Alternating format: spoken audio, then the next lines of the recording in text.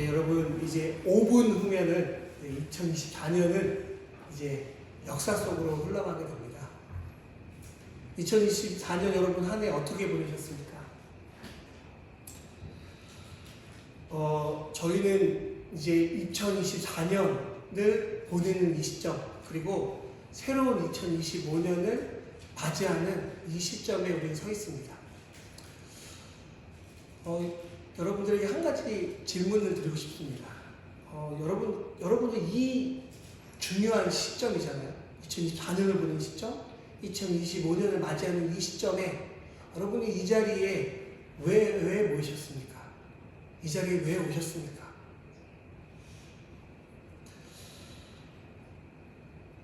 이 송구영신 예배가 기독교에서 연례 행사이기 때문에 이 자리에 오셨습니까? 아니면 연말인데 다른 데 가는 것보다 그래도 교회에 오는 게 좀 그래도 마음이 편해서 오셨습니까? 아니면 제가 주일날에 송구영신 예배가 화요일날 11시 30분에 있으니까 꼭 오시라고 해서 오셨습니까? 이도 저도 아니라면 여러분 왜 이 시간에 이 자리에 오셨습니까? 여러분 우리는요 이 자리에 온 이유는 단 하나입니다. 바로 하나님을 예배하기 위해 이 자리에 왔습니다. 아멘, 아멘이십니까? 그러면 또 한 가지 궁금한 게 있습니다. 그러면 여러분은 왜 하나님을 예배하십니까? 왜 우리가 이 예배를 하나님께 드리는 이유는 무엇입니까? 생각해보니까 2024년도에 하나님께서 나를 지켜주시고 보호하여 주셨기 때문에 2025년도도 하나님께서 나를 좀 도와주십사, 지켜주십시오 라는 그런 마음 때문에 하나님을 예배하러 오셨습니까? 여러분 그렇다면 그것도 우리가 드리는 이 예배의 본질은 아닙니다.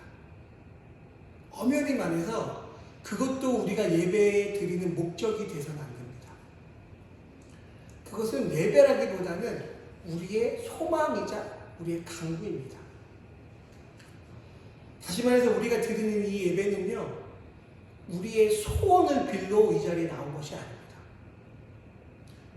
예배는 여러분 정말 말 그대로 하나님을 예배하는 시간입니다. 정말 말 그대로 하나님께 경배를 드리는 시간입니다. 그래서 이 예배를 통해서 임재하시는 하나님을 만나고요. 이 예배를 통해서 나를 만나주신 하나님께 내 마음을 다해 내 뜻을 다해 하나님을 경배하는 시간이 바로 이 예배의 시간입니다. 이 예배가 어떤 다른 동기나 목적이 있어서는 안 되는 거예요. 오직 주님으로 인해서 우리가 즐거워하고 오직 주님 때문에 기뻐하는 시간이 바로 이 예배 시간입니다. 이것이 이 예배의 본질입니다. 진정한 예배는 이것 외에는 다른 어떤 목적도 선행돼서는 안 됩니다. 그래서 여러분 우리가 지난 한 해를 되돌아봤을 때 나에게 어떤 일이 있었던지, 나에게 어떤 고난이 있었던지, 내가 계획하고 내가 원했던 것들이 내 계획대로 잘 되었던지 그렇지 않았던지 상관없이 우리는 하나님을 예배해야 하는 것입니다. 왜냐하면 하나님은요 우리의 예배를 받으시기에 합당하신 분이시기 때문에 그렇습니다.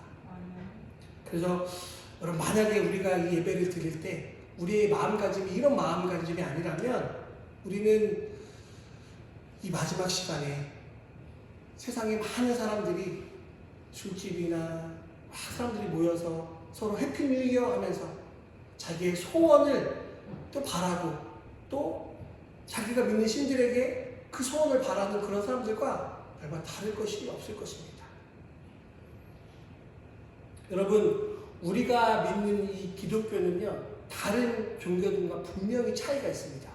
그 차이는 뭐냐면 먼저 세상 사람들이 믿는 종교나 신념은요 내가 주체가 되어서 내가 신을 바꾸려고 한다는 거예요.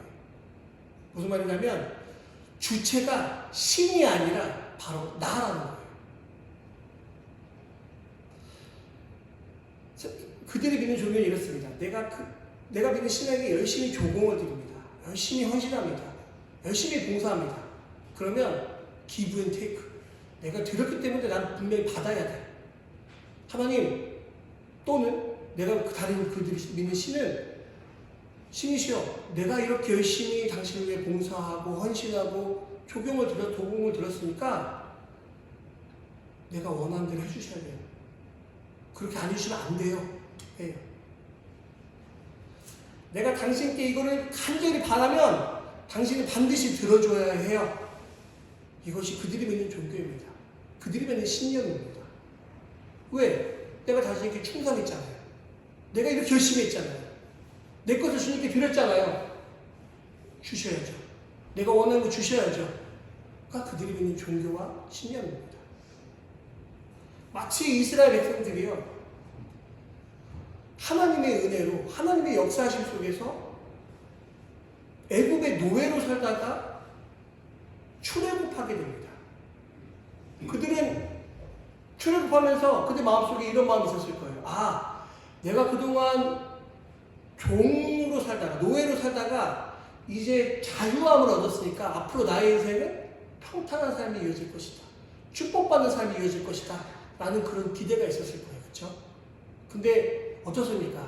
그들이 출애굽해서 광야 생활할 때 그들의 삶이 그들의 바람과 동일하게 되었습니까? 그러지 않았어요. 오히려 매일매일 삶이 고난의 연속이었습니다. 너무너무 힘든 삶이 계속되었어요. 자기 예상과 다른 거예요. 그들이 바랬던 것과 다른 거예요. 그랬더니 그들이 어떤 범죄를, 어떤 일을 저지릅니까? 하나님을 버리고 눈에 보이는 신상, 금송아지를 만듭니다. 그리고 하나님은 더 이상 섬기지 않고요, 그 신상에게 절하면서 기도하면서 자기가 원하는 것을 달라고 그렇게 기도합니다.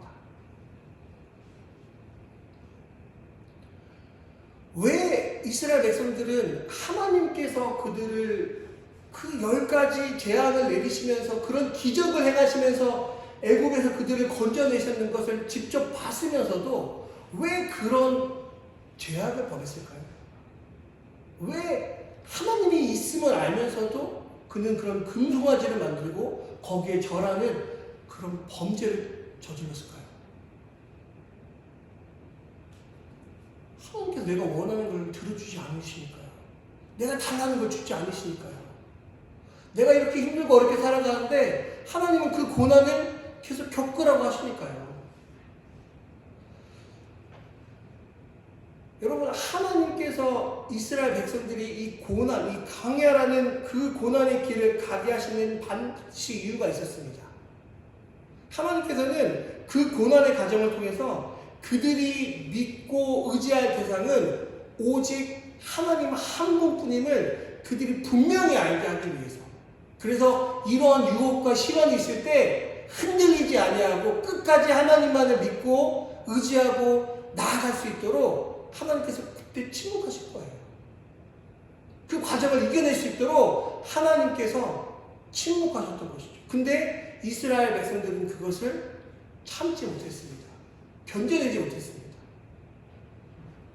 그래서 자기 마음대로 안 해주는 하나님 대신에 자기 마음대로 살기 위해서 눈에 보이는 우상을 만들었던 것이죠.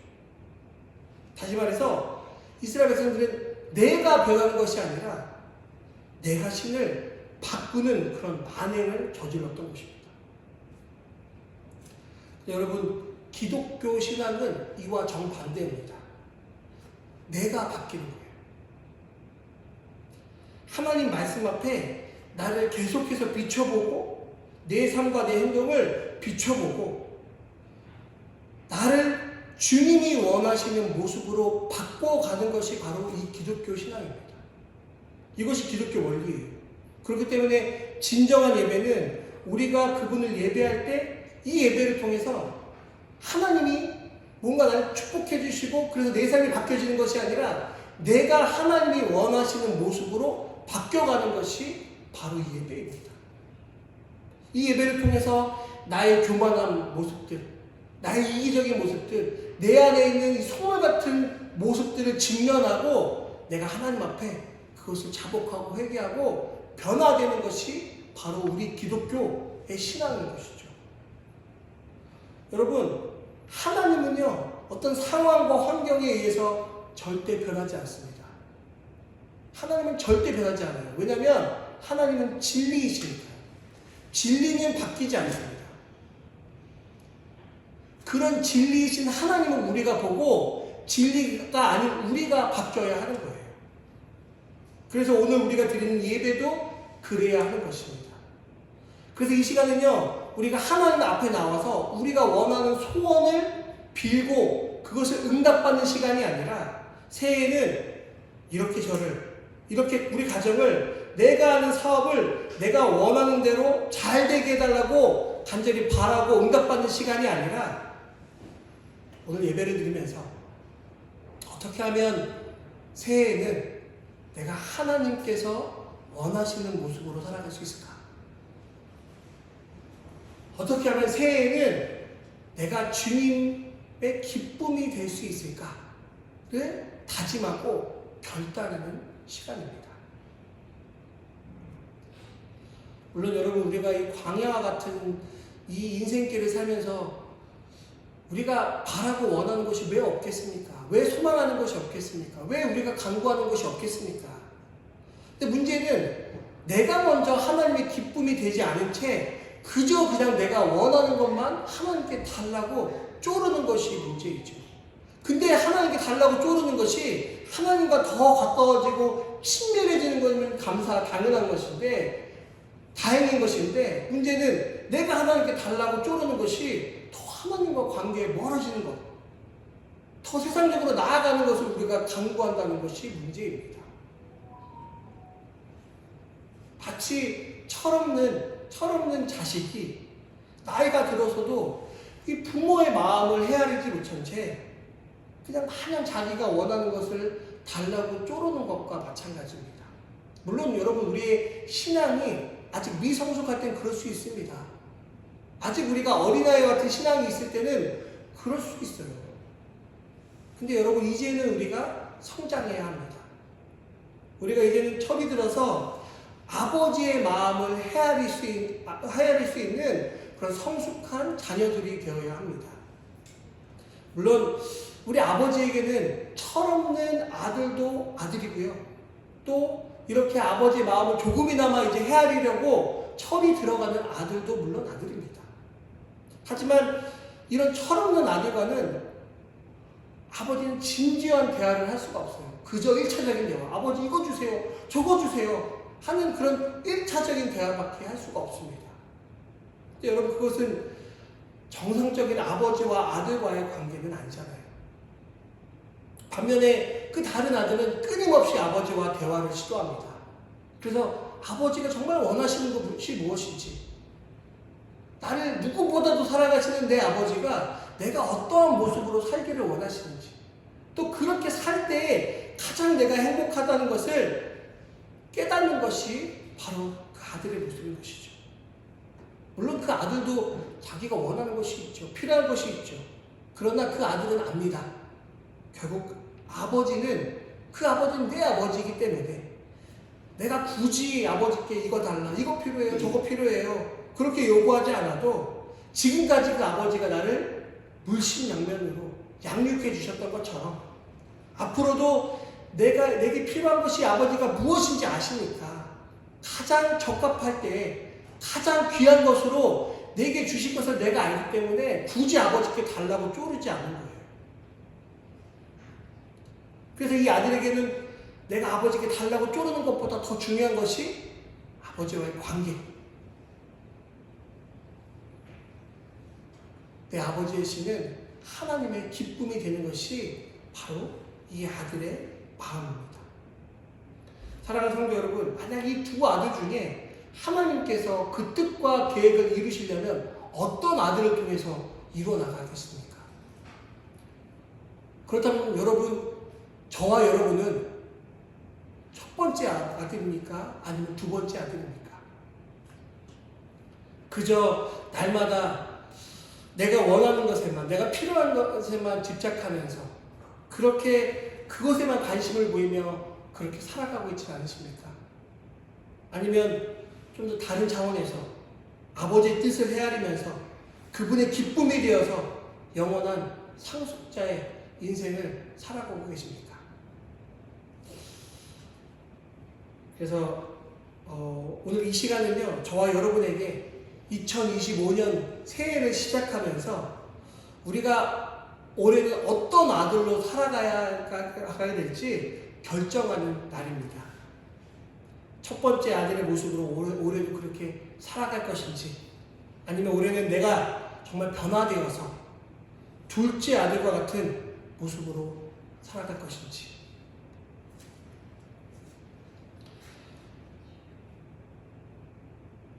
여러분, 사실 우리가 잘 아시는 대로 우리가 사실 첫 번째 아들로 사는 것이 훨씬 더 쉽습니다.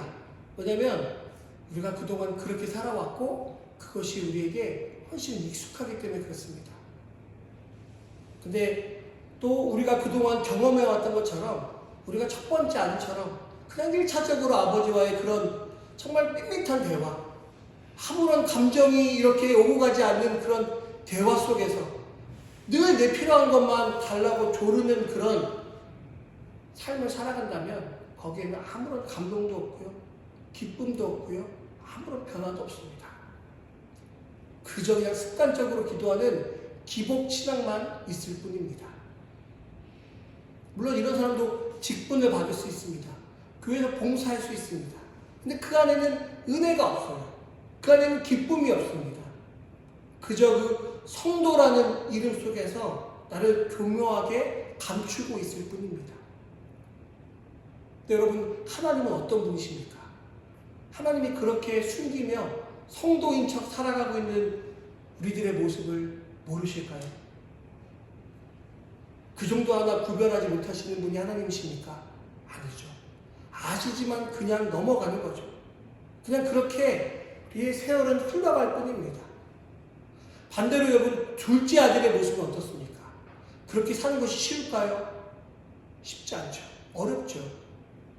내가 원하는 삶을 내려놓고요, 아버지가 원하는 뜻에 따라서 나를 맞추며 살아가는 것, 나를 변화시키며 살아가는 것 매우 어렵습니다.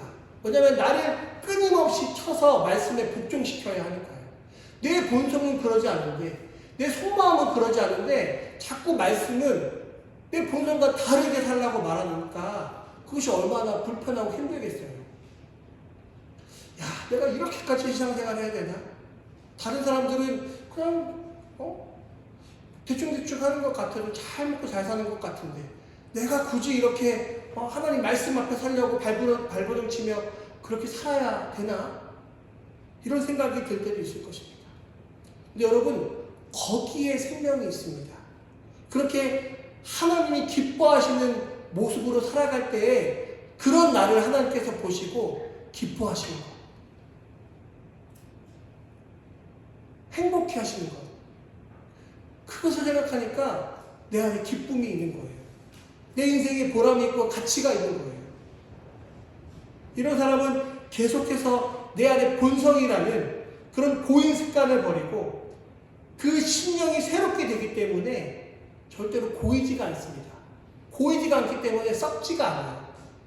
오늘 말씀처럼, 우리가 읽었던 말씀처럼 매일매일 심령이 새롭게 되어서 거룩함으로 지음받은 새 사람으로, 새로운 사람으로 살아가게 됩니다.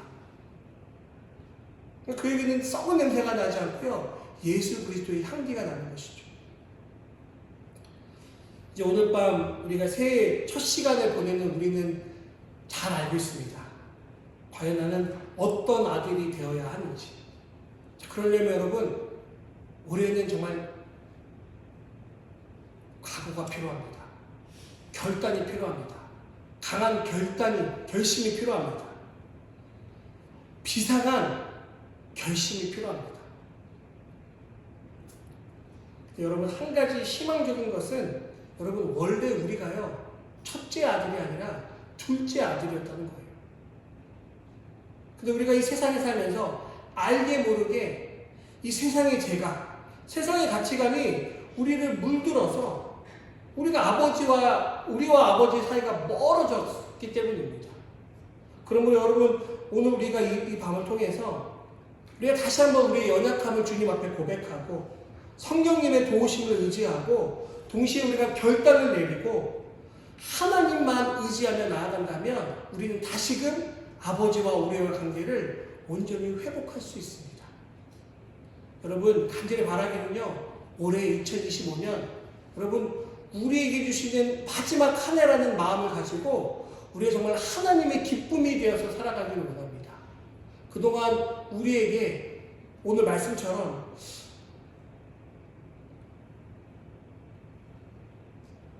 22절 말씀이죠.